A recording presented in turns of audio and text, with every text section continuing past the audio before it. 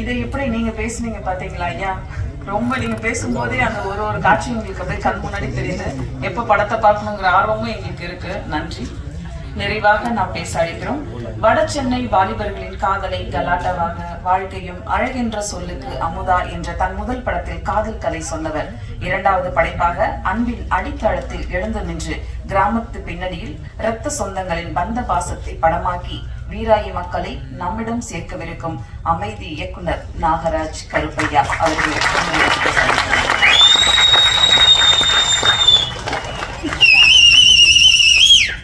எல்லாருக்கும் வணக்கம்.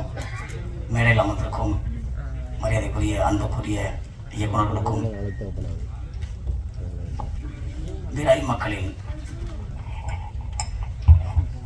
மக்களை கதாபாத்திரங்களை என் கதையை திரையில் உயிரோட்டமாய் உருவாக்கி காட்டிய கலைஞர்களுக்கும் மற்றும் பத்திரிகை ஊடக நண்பர்களுக்கும்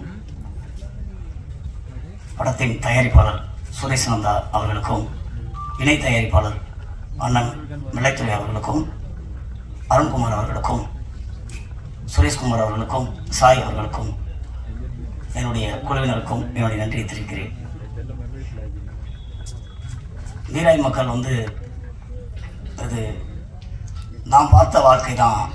எங்கள் கிராமத்தில் அரண்மனையிலேருந்து 35 கிலோமீட்டர் இருக்க ஒரு கிராமம் தியத்தூர்.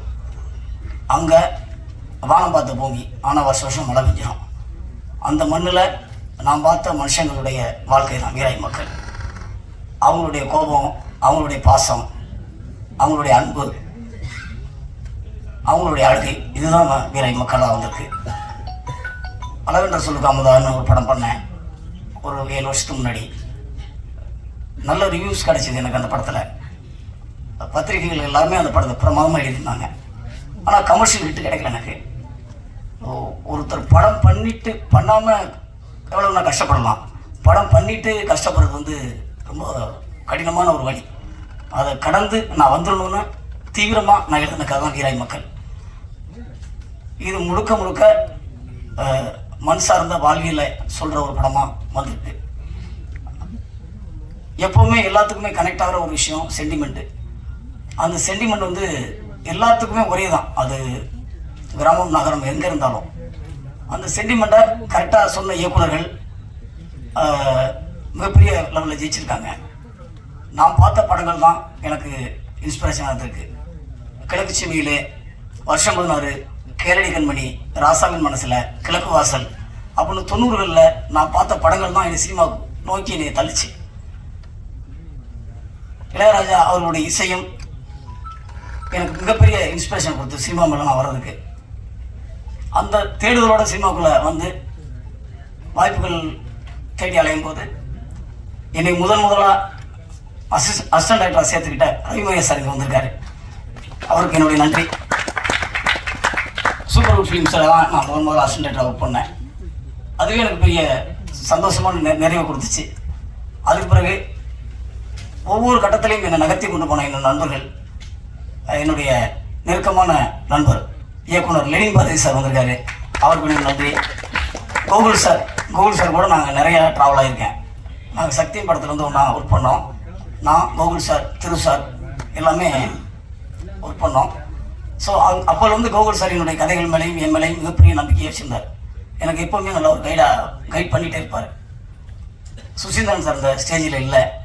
அவர் எனக்கு முக்கியமான ஒரு சினிமாவில் வழிகாட்டியாக இருந்தார். அவருடைய ஆதரவால் காதல் செய்யும் பாண்டியநாடும் எனக்கு பெரிய சினிமாவில் ஒரு நம்பிக்கையை கொடுக்கறதுக்கு ஒரு பெரிய ஒரு உந்துதலாக இருந்தது. அந்த 2 படத்தில் நான் அவர் கூட இருந்தேன். இந்த படத்தை பற்றி சொல்லணும்னா, மேலராமன் சார் வீராய் மக்கள் கதை எழுதிட்டு நான் தயாரிப்பாளர் சுரேஷ்நந்தா அவர்கிட்ட நான் சொல்லும்போது அவர்கிட்ட நான் சொன்ன ஒரு விஷயம் என்னன்னா, இந்த கதையில் வேளா சார் இல்லாமல் இந்த படத்தை நம்ம ஸ்டார்ட் பண்ண போக முடியாது. அதுக்கு நீங்கள் எந்த ஆர்டிஸ்ட்டுக்கு கொடுத்தாலும் நான் ஒத்துக்க மாட்டேன். ஏன்னா அந்த உடல் மொழியை, அந்த மண்ணுடைய அந்த பாடி லாங்குவேஜை அவர்கிட்ட தான் நான் பார்த்துருக்கேன் சினிமாவில் சமீப கால படங்கள்லாம். மலையாளி கூட்டமும் கிடாரி 2 படம் போதும் அவர் சிறந்த நடிகர்னு எல்லாத்துக்கும் சொல்கிறதுக்கு. அப்படி ஒரு எக்ஸ்பிரஷன்ஸ் அந்த இதில் இருக்கும்.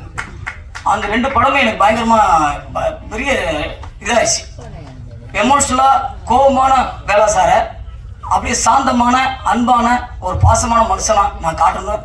நான் எழுதி மருதமுத்து அந்த கேரக்டரை அவர் பிரமாதமாக ஸ்க்ரீனில் கொண்டு வந்து சேர்த்துட்டார். அது வந்து மிகப்பெரிய இந்த படத்துக்கு ப்ளஸ்ஸாக அமைஞ்சிருக்கு. அப்புறம் தீபாக்கா அவங்கள பற்றி சொல்லணும்னா, கிராமங்களில் வந்து அண்ணன் தம்பிகள் உள்ள பிரச்சனை உறவுமுறைகளுக்கு சிக்கல்கள்னா அதில் ஃபஸ்ட்டு பாதிக்கப்படுறது தங்கச்சி தான்.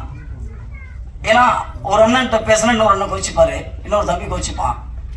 அப்படி உடஞ்சி கிடக்கும்போது இந்த அத்தைகளுடைய பெயின் இருக்குல்ல, அதை நான் கண்மணி பார்த்துருக்கேன். நம்ம ஊருக்குள்ளே போனாலே எங்கள் அத்தை என்னை பார்த்து அழுதுகிட்டே போவாங்க. எங்கள் குடும்பத்தில் அவங்க கொஞ்ச நாள் பேசலை, எதுக்கு அழுகிறாங்கன்னே தெரியாது. ஏன்னா அண்ணன் பையனை அவங்க பிள்ளைய தான் அவங்க பார்ப்பாங்க. அப்படி ஒரு அத்தையை ஸ்க்ரீனில் கொண்டு வரணும்னா நான் தீபாக்கை கேட்டேன், வடிவு கேட்டேன், நான் எழுதினேன். அதை பிரமாதமாக அந்த அந்த அந்த அந்த கலாச்சாரத்தோட அந்த மண்மனம் மாணாத யதார்த்தத்தோட அவங்க ரொம்ப அழகாக கொண்டு வந்திருந்தாங்க. அப்புறம் மாரியம் சார், அவர் வந்து இந்த ஸ்டேஜில் இருக்கணும் ரொம்ப ஆசைப்பட்டோம். அவருடைய இழப்பு ரொம்ப ஈடு செய்ய முடியாத ஒரு இழப்பாக ஆயிடுச்சு. இந்த கதைக்கு அவர் கொடுத்த ஒத்துழைப்பு மறக்க முடியாது. ஒரு குடும்பமாக எல்லாருமே இந்த படத்தில் கோஆர்டினேட் பண்ணி தான் இந்த படத்தை நாங்கள் பண்ணோம். சிந்தியா மேம் அவங்க ஒரு நெகட்டிவ் ஷேடோ கேரக்டர், அங்கம்மான்னு ஒரு கேரக்டரு. அதை வந்து அது கிராமத்திலாம் பார்த்தீங்கன்னா ஒரு சண்டை ஒரு ஆரம்பித்தாங்கன்னா யாரோ ஒரு ஆடு மேய்ஞ்சதுக்கு, ஒரு கோழி மேய்ஞ்சதுக்கு, ஏதோ ஒரு சின்ன ஒரு விஷயம் நடந்திருக்கும். அதை வந்து அவங்க பேச ஆரம்பித்தாங்கன்னா தண்ணி தூக்க போகும்போது பேசுவாங்க, புல்லுக்கட்டு தூக்கி போகும்போது பேசுவாங்க, ஆடு வெட்டிட்டு போகும்போது பேசுவாங்க. முதல் நாள்லாம் சண்டை முடிச்சு நம்ம விட்டோம்னா அது 2வது நாள் ஆரம்பிப்பாங்க. ஒரு சண்டை ஒரு வாரம் 1 மாதம் வரைக்கும் போயிட்டே இருக்கும். அவங்க திட்டிகிட்டே இருப்பாங்க. இதெல்லாம் நம்ம நிறைய கிராமங்களை பார்த்துருக்கோம். ஸோ அந்த மாதிரி ஒரு கேரக்டரை நான் வந்து ஸ்க்ரீனில் கொண்டு வரணும்னு நான் நினச்சேன். அதே அந்த நெகட்டிவ் ஷேடோ கேரக்டர் எமோஷனலாக ஒரு காலத்தில் பாசிட்டிவாக மாறுற ஒரு விஷயம் இருக்கு இல்லையா, அது சடனாக நடந்துடும். அதை வந்து ரொம்ப அழகாக சிந்தியா மேம் பண்ணியிருக்காங்க. ரமா மேம் வந்து இதில் வேளா சார் அந்த குடும்பத்தில் மூத்த மருமகளை பண்ணியிருக்காங்க. சாரோடைய ஒய்ஃபாக நடிச்சிருக்காங்க. எல்லா குடும்பங்கள்லையுமே பார்த்தீங்கன்னா அம்மா தான் வந்து தியாகத்தோட மொத்த குடும்பமாக இருப்பாங்க. எல்லாத்தையும் கூட்டு குடும்ப வாழ்க்கையில் பார்த்தீங்கன்னா ஒரு 20 பேர் 25 பேர் இருப்பாங்க. எங்கள் அம்மா அப்படி இருந்திருக்காங்க. ஒரு நேரத்தில் சாப்பாடு வச்சாங்கன்னா 20 பேர் சாப்பாடு போடணும். கொழுந்தை மைங்க, நாத்தனார் மைங்க, அப்படி இன்னொரு கொழுந்தை, இப்படி எல்லாத்தையும் சரிசமமாக நினைக்கிற ஒரு விஷயம் இருக்கு இல்லையா. அவங்களுக்குள்ள சின்ன சின்ன விஷயங்கள் முரண்பாடுகள் இருந்தாலும் அதையெல்லாம் அப்படியே வந்து அப்பா சித்தப்பா எல்லாம் கோபமாக இருந்தால் கூட அவங்க எல்லாத்தையும் அதை பேலன்ஸ் பண்ணி அந்த குடும்பம் உடையாம அப்படியே கொண்டு போகிறது அம்மாக்கள் தான். அம்மாக்களுடைய தியாகத்தில் தான் இன்னும் நிறைய கூட்டு குடும்பம் இங்கே வாழ்ந்துட்டு இருக்காங்க. ஸோ அப்படி ஒரு கேரக்டரை ரமா மேம் வந்து ரொம்ப நல்லா பண்ணியிருக்காங்க. அவங்களுக்கு என்னுடைய நன்றி. அப்புறம் இணை தயாரிப்பாளர் நடத்துறவனை பற்றி சொல்லணும். அவர் வந்து இந்த படம் கதை எழுதின பிறகு இந்த கதை எழுதின பிறகு நான் வெளத்தரனை போய் பார்த்தபோது ஃபஸ்ட்டு இந்த படத்தில் ஒரு இணை தயாரிப்பாளர் வர்றதுக்கான விஷயங்கள் இல்லை. ஸோ அப்புறம் வந்து இந்த படத்தோட பாடல்களை கேட்டார், கதையை கேட்டவுடனே இந்த படத்துக்கு நானும் ஒரு சப்போர்ட் பண்ணுறேன் தம்பி அப்படின்னு சொல்லிட்டு இந்த படத்துக்கு அவர் பட்ட உழைப்பை வந்து நான் சாதாரணமாக சொல்ல முடியாது. அவ்வளோ தூரம் எங்களை எல்லாத்தையும் அரவணைச்சு ஒரு ப்ரொடியூசர் மாதிரி அவர் நடந்துக்கல, ஒரு ப்ரொடக்ஷன் மேனேஜர் மாதிரி ஒரு எல்லா விஷயத்தையுமே அவர் வந்து காலையிலேருந்து சாயங்காலம் வரையும் படத்துக்கான விஷயத்தை மட்டுமே எஃபெக்டிவாக செஞ்சவர் வெளத்தரண்ணே. அவருக்கு என்னுடைய நன்றி. சுரேஷ் நந்தா என்னுடைய தயாரிப்பாளர். அவர் வந்து நானும் அவரும் ஒரு ஷூட்டிங்லாம் மீட் பண்ணோம். அதுக்கு பிறகு அவர்கிட்ட வந்து இந்த கதையை சொன்ன நாள்ல இருந்து இந்த கதையை நம்ம பண்ணணும்னு சொல்லி ஒரு 3 வருஷமா அந்த கதைக்கான டிராவல் நாங்கள் பண்ணிகிட்டே இருந்தோம். அதுக்கு பிறகு ஒரு நாள் சார் இதை ஆரம்பிச்சிடலாம், அடுத்த ஷெட்யூல் எப்படி வரும்னு எங்களுக்கு தெரியல, நம்பிக்கை மட்டும்தான் இருந்துச்சு. இந்த படம் கண்டிப்பாக முடிஞ்சு ஒரு ஆடியோ லான்ச் நடந்து ரிலீஸ் ஆகணும், அந்த நம்பிக்கையோட தான் இந்த படத்தை நாங்கள் ஆரம்பித்தோம். இன்னைக்கு இந்த ஸ்டேஜில் வந்து நின்றுருக்கோம்.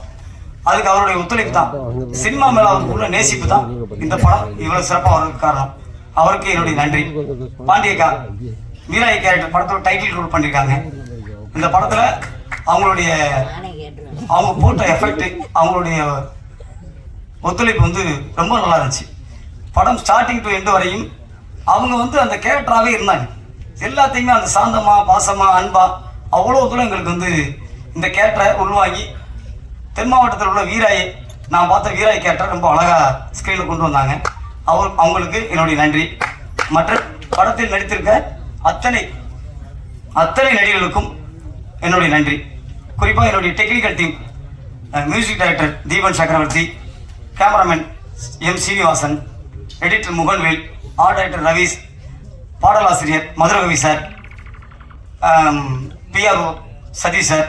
இந்த படத்துக்கு நீங்கள் கொடுத்த ஒத்துழைப்பு மறக்க முடியாது. உங்கள் அனைவருக்கும் என்னுடைய நன்றி. வேலுமணி அண்ணன் படத்தோட ப்ரொடக்ஷன் மேனேஜர். அவர் வந்து ஒரு ப்ரொடக்ஷன் மேனேஜர் மாதிரி இல்லாமல் எங்கள் கூட பிறந்த அண்ணன் மாதிரி இந்த படத்தை எப்படியாச்சும் கரெக்டாக கொண்டு போய் சேர்க்கணுங்கிறதுல பிகினிங் டு எண்டு வரையும் இன்னைக்கு வரையும் அவருடைய உழைப்பு மறக்க முடியாத ஒரு விஷயமா இருக்குது.